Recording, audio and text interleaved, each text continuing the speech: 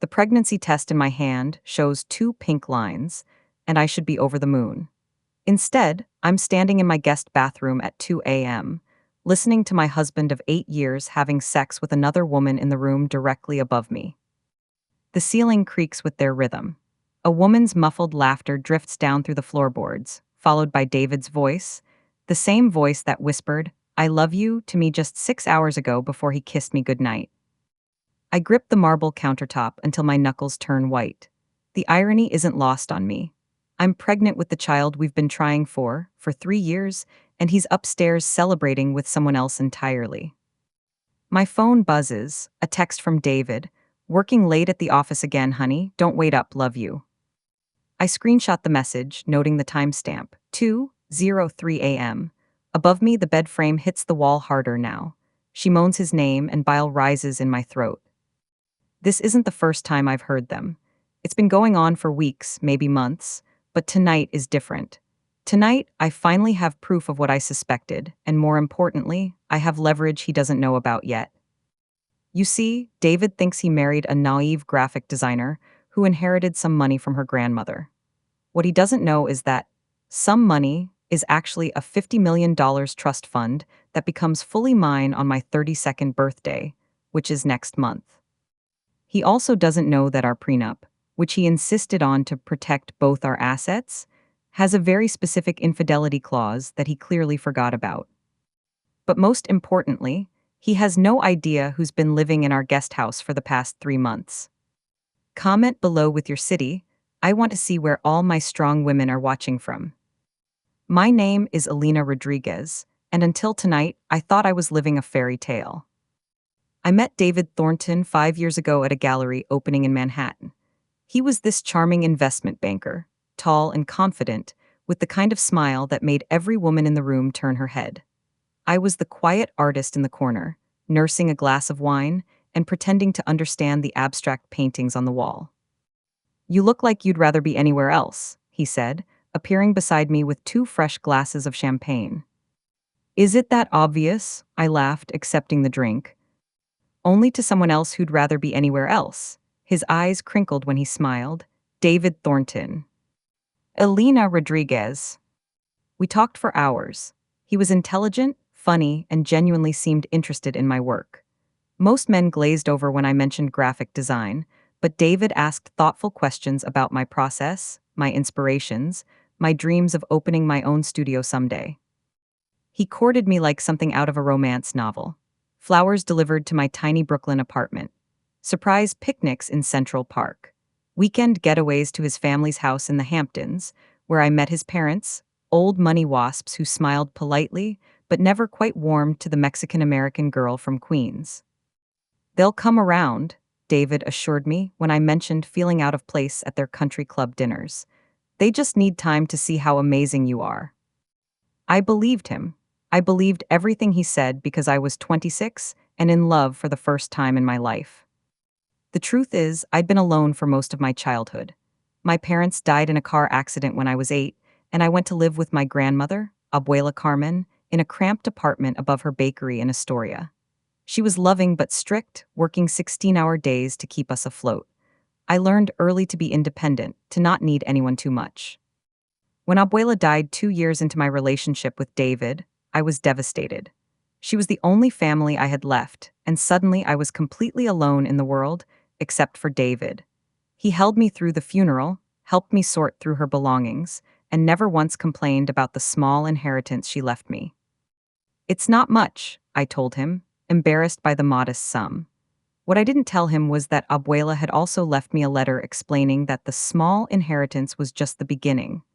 There was a trust fund, her life savings plus money from the sale of the bakery building, invested wisely over decades, that would mature when I turned 32.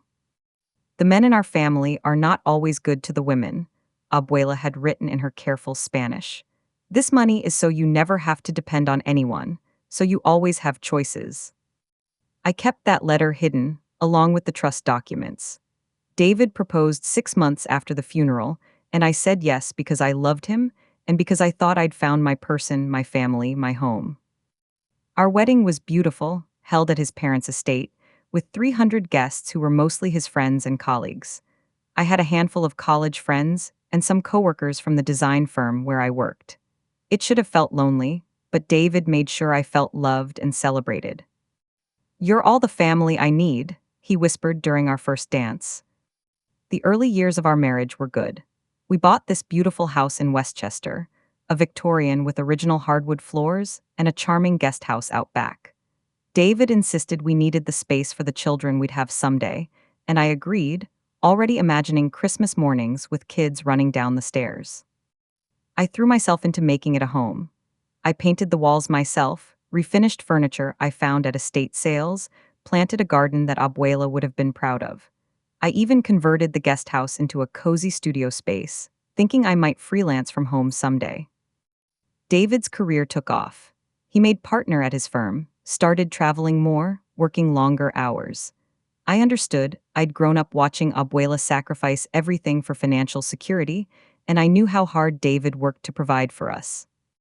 But somewhere along the way, things started to shift. He became critical of little things, my cooking, my clothes, my friends. He'd make jokes about my bohemian aesthetic in front of his colleagues, rolling his eyes when I talked about wanting to start my own design firm. "Alina likes to dream big," he'd say with a patronizing smile, "but someone has to be practical in this relationship." I told myself it was stress from work.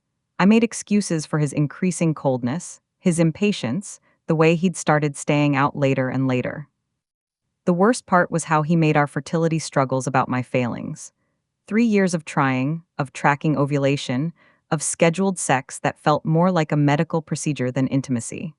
When nothing happened, he suggested it might be because I was too tense or too focused on work. "Maybe if you relaxed more, stopped obsessing over your little design projects," he said after another negative test. I threw myself into making our home perfect, thinking that if I could just be the ideal wife, maybe things would go back to how they used to be. I cooked his favorite meals, kept the house spotless, even started dressing more conservatively to match his preferences. But nothing I did seemed to be enough. David grew more distant, more critical, and then, 3 months ago, everything changed. What would you do if you felt like you were losing yourself in your marriage? Let me know in the comments. It started with the guest house. 3 months ago, David came home with an announcement that blindsided me. "I've offered the guest house to Jessica from the office," he said casually, loosening his tie as he walked into our kitchen. "Her lease is up, and she needs somewhere temporary while she apartment hunts." I looked up from the dinner I was preparing, his favorite braised short ribs that took me all afternoon to make. "Jessica, your assistant." "She's not my assistant anymore, Alina. She was promoted to junior analyst months ago." His tone was sharp, like I should have remembered this. "And she's in a tough spot. I thought we could help out a colleague." Jessica Morrison, 24 years old, blonde, with the kind of effortless confidence I'd never possessed. I'd met her at a few company events. She was smart, ambitious, and beautiful in that polished way that comes from growing up with money and good breeding. "Don't you think you should have discussed this with me first?" I tried to keep my voice even. "It's my studio space." David's jaw tightened. "Your studio space? Alina, you haven't used that room for actual work in months.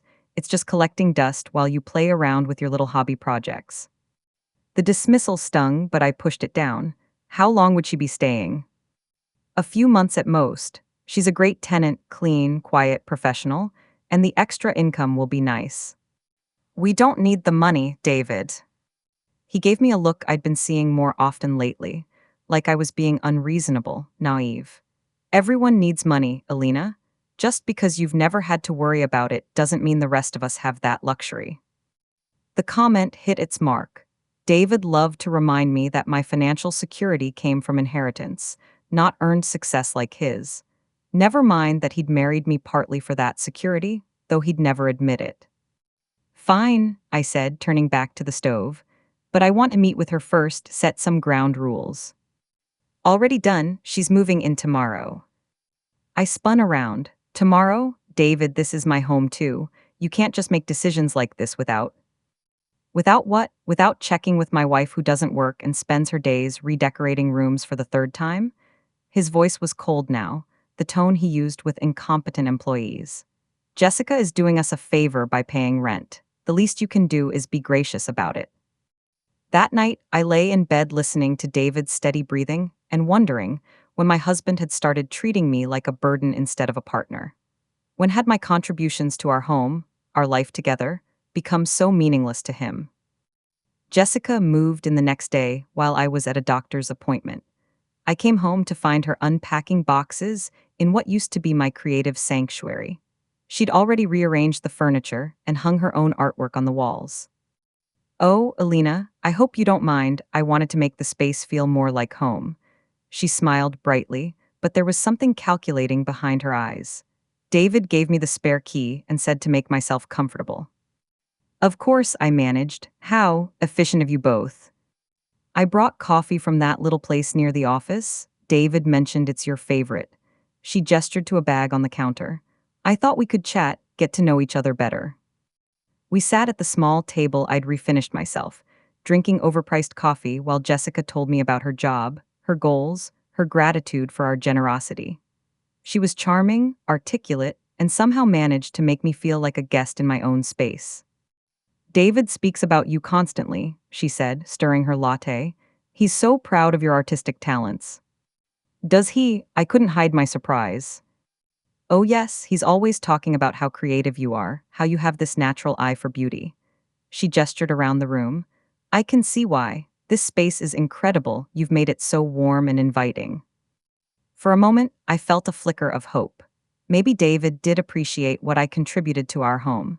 Maybe Jessica would be a good friend, someone to talk to during the long days when he was at work. I was so naive. The first few weeks seemed normal. Jessica was quiet, kept to herself mostly. She'd wave when I was working in the garden, sometimes brought me pastries from the bakery near David's office. I started to relax, to think maybe this arrangement could work. Then I started noticing little things. Jessica's car would still be in our driveway when David came home, but she'd appear from the main house instead of the guest house, claiming she'd been helping me with dinner or borrowing something from the kitchen. David started working later, but when I'd call his office, his assistant would say he'd left hours earlier. I'd find wine glasses in our sink that I hadn't used, coffee cups that weren't from our usual set. And then there were the sounds. Late at night, I'd hear footsteps on the stairs leading to our bedroom, but David would already be lying next to me, supposedly asleep. I'd hear muffled voices, quiet laughter, the old floorboards creaking in a rhythm I recognized but didn't want to acknowledge. I told myself I was being paranoid. Marriage counselors always talked about trust, about not letting insecurity poison a relationship. I'd seen what jealousy could do to couples. My friend Maria's marriage had imploded because she couldn't stop suspecting her husband of cheating, even when there was no real evidence. But the evidence was mounting. 2 weeks ago, I found a pair of earrings in our bedroom that weren't mine. Small, expensive-looking pearls that I'd never seen before. When I asked David about them, he barely looked up from his laptop. "How should I know? Maybe they fell out of your jewelry box." "David, I don't own pearl earrings." He sighed, the long-suffering sound he made when he thought I was being dramatic. "Then maybe they were there when we moved in. Maybe they belonged to the previous owner." "We've lived here for 6 years. "Alina, I don't know what you want me to say. I don't keep track of women's jewelry." But I knew whose earrings they were. I'd seen Jessica wearing them at the office Christmas party. That's when I started paying closer attention.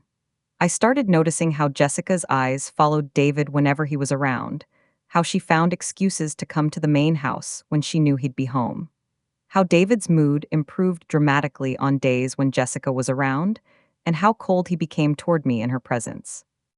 The final confirmation came last week. I was putting away laundry in our bedroom when I found a receipt in David's pants pocket. Dinner for two at Romano's, our anniversary restaurant. The same place where he'd proposed, where we'd celebrated every year of our marriage. The receipt was dated 3 nights earlier, a night when David had claimed to be working late. I sat on our bed, staring at the evidence in my hands, and felt something inside me break. Not just my heart, though that was shattered too. Something deeper, the naive trust that had made me believe in fairy tales and forever love. But mixed with the devastation was something else: rage, pure, clean anger that burned away the confusion and self doubt I'd been carrying for months. David wasn't just cheating on me, he was doing it in our home, with a woman he'd moved into our property without my real consent. He was lying to my face while taking advantage of my hospitality, my trust, my love. And he had no idea what he was about to lose. Rate this betrayal on a scale of 1 to 10. How would you handle discovering something like this? The morning after I found the restaurant receipt, I decided to test the people in my life. I needed to know who I could trust, who would stand by me, and who would reveal their true nature when faced with an uncomfortable truth. I started with my closest friend, Sarah Chen, whom I'd known since college. We met for lunch at our usual spot, a cozy cafe in downtown Westchester. Sarah was scrolling through her phone when I arrived, probably dealing with some crisis at the marketing firm where she worked as a creative director. "You look tired," she said, glancing up as I slid into the booth across from her. "Everything okay?" I took a breath. "I think David is having an affair." Sarah's eyes widened and she immediately put her phone face down on the table. "What? Alina, are you sure?" "Pretty sure." I pulled out my phone and showed her the screenshot of David's text from 2 nights ago, the one claiming he was at the office while I could hear him upstairs with Jessica. This was sent at 2 a.m., while he was supposedly working late. Sarah studied the image, her brow furrowed. "Okay, but maybe he really was at the office and just sent the text when he got home. You know how those investment banker types are, they work insane hours." "Sarah, I heard them, in our bedroom, while he was supposedly at the office." The silence stretched between us. Sarah's face went through several expressions: shock, discomfort, and finally something that looked almost like irritation. "Alina, honey, I need to ask this. Are you absolutely certain about what you heard? Because accusing someone of infidelity is serious, and if you're wrong." "I'm not wrong." "But how can you be completely sure? Old houses make weird noises. Maybe it was pipes or—" "It wasn't pipes, Sarah." She leaned back in the booth, studying me with a look I'd never seen before. "You know, you've seemed really stressed lately." "Really?" "Focused on David's every move. I'm wondering if maybe you're reading into things that aren't there." The dismissal hit me like a slap. This was my best friend, the person who'd been my maid of honor, who'd held me while I cried about my fertility struggles, and she was gaslighting me. "Why would you say that?" Sarah's expression softened, but there was something condescending in her tone. "Because I care about you. And I think maybe you're so desperate to get pregnant, so focused on your marriage, that you're creating problems where they don't exist." "Creating problems?" "Alina, think about it. David works incredibly hard to provide for you. He's given you a beautiful home, financial security, everything you could want. Why would he risk that for an affair?" I stared at her, realizing that Sarah saw me exactly the way David did, as a dependent wife living off her husband's success, with nothing real to contribute. "You think I'm imagining this?" "I think you're under a lot of stress, and stress can make us see things that aren't there." She reached across the table and patted my hand. "Maybe you should talk to someone, a therapist. Dr. Morrison helped me so much when I was going through my divorce anxiety." Dr. Morrison, the same last name as Jessica, I wondered if it was a coincidence. "I should probably get back to work," Sarah said, already reaching for her purse. "But promise me you'll think about what I said. And maybe don't mention this affair thing to anyone else until you're absolutely certain. You wouldn't want to damage David's reputation over a misunderstanding." I watched her walk away, leaving me with the check and the crushing realization that my closest friend cared more about protecting my husband's reputation than supporting me through a crisis. That evening, I tried David's sister, Catherine. Catherine lived in Connecticut with her hedge fund manager husband and their 2 perfect children. She'd always been polite to me but never warm. I was never quite good enough for her baby brother. I called her while David was supposedly at another late business dinner. "Alina, this is unexpected. Is everything all right?" "Catherine, I need to ask you something, and I need you to be honest with me." A pause, of course. Has David said anything to you about problems in our marriage? Another pause, longer this time. What kind of problems? Any kind. Has he mentioned being unhappy or seeing someone else? The silence stretched so long, I thought the call had dropped. Catherine. Alina, this is a very serious accusation you're making. I'm not making an accusation. I'm asking if your brother has confided in you about anything. David would never cheat on you. Her tone was firm, final. He's not that kind of man. Our family doesn't. We don't do that. But has he said anything? What I think, Catherine interrupted, is that you need to be very careful about making wild accusations. David has worked incredibly hard to build his career, his reputation.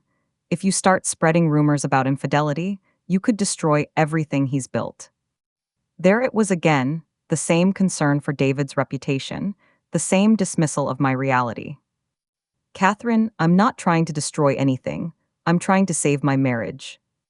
Then maybe you should focus on being the kind of wife who makes her husband want to come home, instead of looking for problems that don't exist. The cruelty of the comment took my breath away. What's that supposed to mean? It means that successful men have options, Alina. And if you want to keep your husband, you need to make sure you're worth keeping. She hung up before I could respond. I sat in my kitchen, staring at my phone, feeling more alone than I had since Abuela died. Two of the people I'd counted on most had not only failed to support me, they'd actively made me question my own sanity. But there was one more person I needed to test. The next morning, I drove to Queens to visit my neighbor Rosa Martinez, an elderly woman who lived next to Abuela's old building. Rosa had known my grandmother for 40 years and had been like a second mother to me growing up. I found her in her small garden, tending to the tomatoes that reminded me so much of Abuela's plants. Mija, she beamed when she saw me, wiping dirt from her hands before pulling me into a fierce hug. What brings you to the old neighborhood? We sat in her kitchen, drinking café con leche and eating the pastelitos she'd made that morning. For the first time in days, I felt like I could breathe. Rosa, I need advice. About what, querida? I told her everything. The guest house arrangement, the strange behavior, the evidence I'd been finding. Rosa listened without interruption, her weathered hands folded in her lap, her dark eyes never leaving my face. When I finished, she was quiet for a long moment. Your grandmother, she always worried about you marrying that man. My heart stopped. What? She never said nothing to you because she knew you loved him. But she used to tell me, that boy, he looks at Alina like she's a pretty thing to own, not a woman to love. Tears burned my eyes. Why didn't she tell me? Because you wouldn't have listened, Mija. You were in love. And Carmen, she thought maybe she was wrong. Maybe he would grow to love you the way you deserved. Rosa reached across the table and took my hands. But a woman knows, Verded? A woman always knows when her man's heart is somewhere else. Everyone thinks I'm crazy. Sarah, his sister, they all say I'm imagining things. Rosa's expression hardened. Those people, they don't love you the way I love you. They don't want to see the truth because the truth is inconvenient for them. What should I do? What your grandmother would have done. What the women in our family have always done. Rosa's grip tightened. You survive, you protect yourself, and you make sure that when the dust settles, you're still standing. She stood and walked to an old wooden box on her counter, pulling out a key I recognized. It was identical to one Abuela had given me years ago. Your grandmother, she left something else for you. Something she made me promise to give you only if you truly needed it. Rosa handed me a sealed envelope with my name written in Abuela's careful script. She said, if Alina ever needs to remember who she is, if she ever needs to remember where her power comes from, give her this. I opened the envelope with shaking hands. Inside was a single sheet of paper with an address I didn't recognize and a note. Mija, if you are reading this, it means you have learned that some people will betray you. But remember, you are Carmen Rodriguez's granddaughter. You are stronger than you know, smarter than they think, and richer than they could imagine. The address below will show you exactly how rich. Use this knowledge wisely. Use it to protect yourself. Use it to make them regret underestimating you. Con amor para siempre, abuela. Comment below, Who in your life would you trust with a secret like this? Sometimes we learn the most about people when we need them most. The address in Abuela's note led me to a law office in Manhattan I'd never heard of. 3 days after my conversation with Rosa, I sat across from Margaret Chen, no relation to Sarah, thankfully, a sharp-eyed estate attorney who'd been handling my grandmother's affairs for over 2 decades. Ms. Rodriguez, I've been wondering when you'd come to see me, Margaret said, sliding a thick folder across her mahogany desk. Your grandmother left very specific instructions about when to reveal the full extent of your inheritance. I opened the folder with trembling hands. The first document made my breath catch. 50 million, I whispered. 52.7 million, as of last month's valuation, Margaret corrected. Your grandmother was far more astute about investments than anyone realized. The bakery was just one small part of her portfolio. I flipped through pages of property deeds, stock certificates, and investment accounts. Commercial real estate in Brooklyn and Queens, blue-chip stocks purchased decades ago and held through multiple market cycles. A diversified portfolio that had grown steadily for 30 years. She knew, I said, understanding flooding through me. She knew I'd need this information someday. Margaret nodded. Carmen was very specific about the timing. She said you'd come looking when you discovered that someone was trying to take advantage of your perceived vulnerability. Why didn't she tell me before? Because she wanted you to make your life choices based on love, not money. She'd seen too many women marry for security instead of happiness. But she also wanted to ensure that, when you needed power, you'd have it.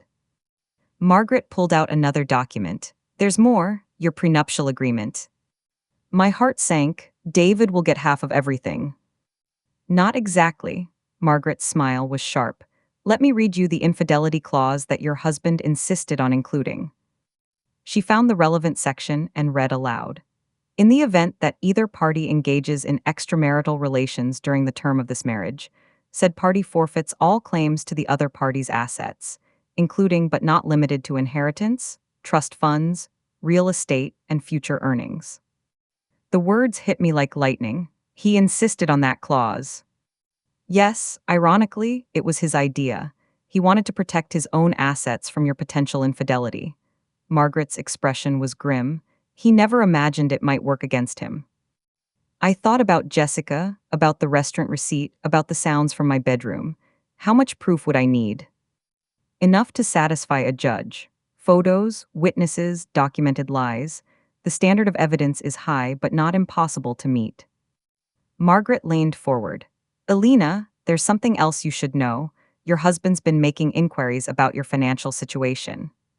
What kind of inquiries? 3 weeks ago, he contacted a private investigator asking about your grandmother's estate.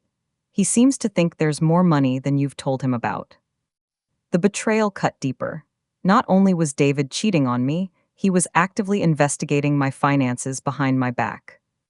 There's one more thing, Margaret said. Your 32nd birthday is in 3 weeks. That's when the trust becomes fully transferable to your control.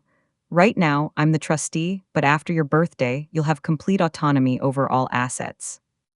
I walked out of Margaret's office with copies of all the documents and a plan forming in my mind.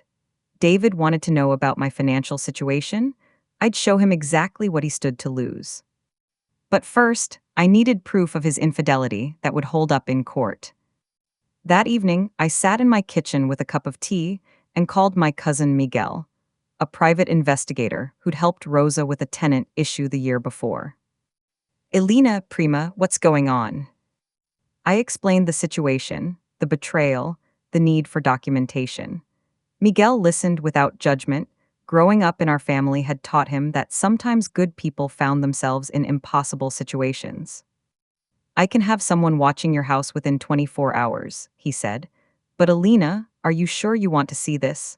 Once you have proof, there's no going back to pretending it isn't happening. I need to know the truth. Okay, but listen to me. Don't do anything confrontational until we have everything documented. Don't let them know you're suspicious. Can you do that? For the next week, I became an actress in my own life. I smiled when David came home. I chatted pleasantly with Jessica when I saw her in the driveway. I made dinner, did laundry, and played the role of the oblivious wife while Miguel's investigator captured everything on camera. The photos arrived by secure email 7 days later. David and Jessica entering Romano's together, his hand on the small of her back. The two of them kissing in his car outside a hotel in White Plains. Jessica leaving our main house at 6 a.m., clearly having spent the night, while David waved from our bedroom window. But the most damning evidence was a video taken through our guest house window. Jessica on the phone, pacing back and forth while she talked to someone. "He has no idea about the trust fund," she was saying. "Alina's been very careful to hide how much money she actually has. But I found some documents in their bedroom. We're talking about serious money, probably tens of millions." The person on the other end said something I couldn't make out. "Of course I'm sure. Why do you think I moved in here? David's been helpful, but Alina's the real prize. Once we figure out how to access her accounts." The video cut off, but I'd heard enough. This wasn't just an affair, it was a conspiracy. I called Margaret immediately. "Can you meet me tomorrow morning? I think we need to accelerate our timeline."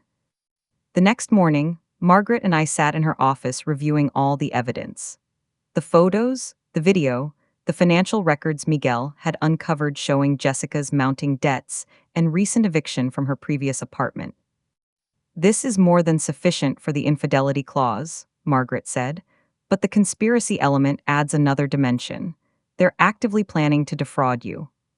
"What can we do?" "We can protect your assets immediately. Transfer everything into an irrevocable trust today, before your birthday. That way, even if they somehow gained access to your accounts, there would be nothing there." "And then?" Margaret's smile was predatory. "Then we let them reveal their true intentions while we document everything. Give them enough rope to hang themselves." That afternoon, while David was allegedly at work and Jessica was out shopping, I had locksmiths change every lock on both the main house and the guest house. I also had security cameras installed in common areas, all perfectly legal since it was my property. When David came home that evening, he found his key wouldn't work. "Alina," he pounded on the front door, "what the hell is going on?" I opened the door with my sweetest smile. "Oh, hi honey, I had the locks changed for security. There have been some break-ins in the neighborhood." His jaw was tight, but he forced a smile. "You should have told me. What if there was an emergency?" "That's why I'm giving you a new key now." I handed him a single key, only to the main house. "What about the guest house?" "What about it?" "Jessica needs to be able to get in." I tilted my head innocently. "Jessica has her own key to the guest house, but the guest house and main house have separate locks now, for security." I watched his face carefully.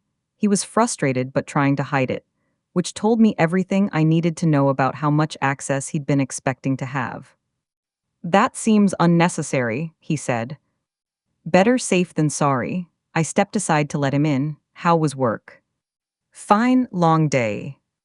"I'm sure. I made your favorite pork tenderloin with the cherry sauce you love." Over dinner, I watched David check his phone repeatedly. He was anxious, off balance. Whatever plan he and Jessica had been working on, my security changes had disrupted it. "Is everything all right?" I asked. "You seem distracted." "Just work stuff, big deal coming together." "That's wonderful. Will it mean a bonus?" Something flickered across his face. "Maybe we'll see." After dinner, David excused himself to make some work calls and disappeared into his study. Through the baby monitor I'd placed in there earlier, officially for when we had children, but useful for other purposes, I heard him on the phone. "The locks are changed. No, just the main house key. I don't know," she said something about break-ins. "We need to move faster." I turned off the monitor before I could hear more. I'd heard enough. What would you do if you discovered your spouse was actively planning to steal from you? Comment your thoughts below. My 32nd birthday fell on a Saturday. David had planned a small dinner party, just a few couples from his work, Sarah and her husband, and his sister Catherine. Jessica, of course, would be joining us as our guest. What David didn't know was that I'd planned a party of my own. That morning, Margaret arrived at 9 a.m. with a notary, and the final trust documents. By 10 a.m., every penny of my inheritance was locked into an irrevocable trust with Miguel as the backup trustee and very specific instructions about distribution. At 11 a.m., Rosa arrived with 3 suitcases and a fierce expression. Mija, are you ready for this? More ready than I've ever been for anything. Rosa had insisted on being here for what she called the reckoning. She'd also brought her nephew Carlos, a family law attorney who specialized in divorce cases, and her son-in-law Detective Ray Santos, who was very interested in Jessica's conspiracy to commit fraud. By 2 p.m., my house was full of people David had never expected to see. I found him in his study, looking panicked as he stared at his laptop screen. David spun around in his chair, slamming the laptop shut. His face was pale, sweat gathering at his temples. They froze the account, he muttered. Some sort of error, did you touch anything? I leaned casually against the doorframe. Funny you should ask, see, today's my 32nd birthday, and with birthdays come gifts. His brow furrowed. What the hell are you talking about?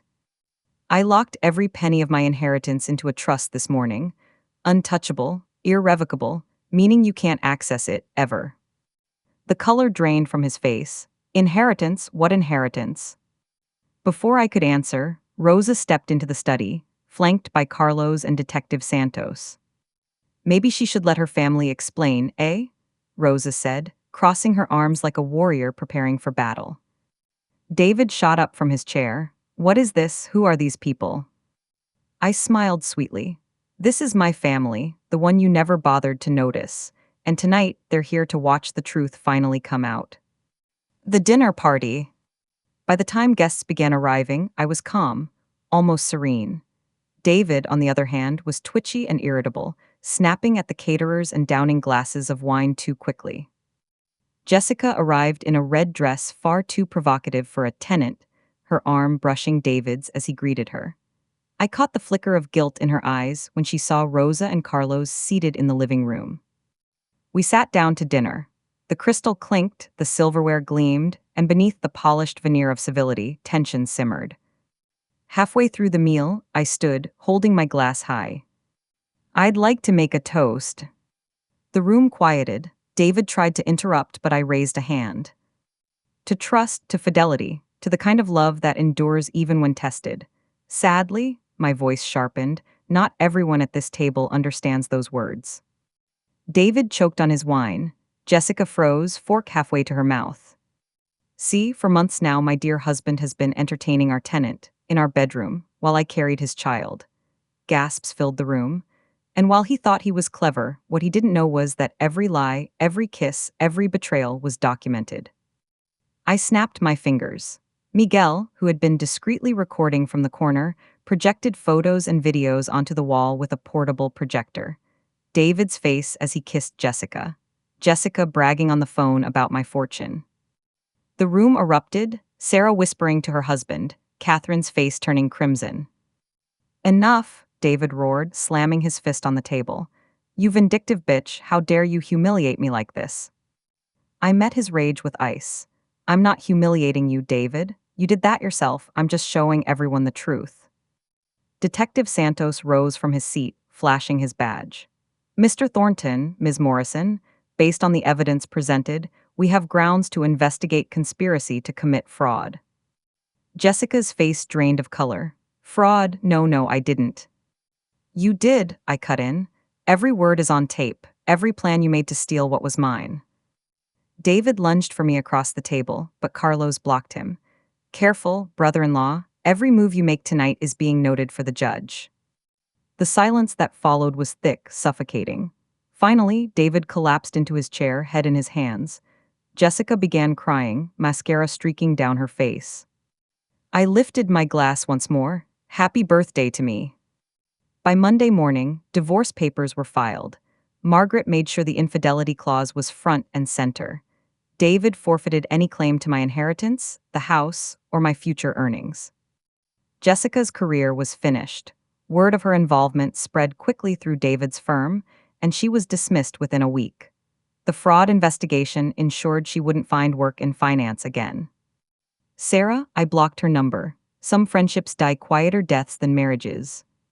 Catherine sent me a long email begging me not to ruin her brother. I forwarded it to my lawyer without a reply. And David, he moved into a dingy apartment downtown, stripped of reputation, wealth, and the illusion of control. Now, when I walk through my home, the home Abuela's wisdom and sacrifices gave me, I feel her presence in every corner. Her garden blooms outside the kitchen window. Her strength runs through my veins. My baby will grow up in a house filled with love, not betrayal. And as for my husband, well, he thought he could hide his mistress in my house. Instead, I hid the truth in my will, and when the moment came, I used it to burn his world to the ground. Drop a comment below if you believe karma always finds a way. And tell me, what would you have done in my shoes?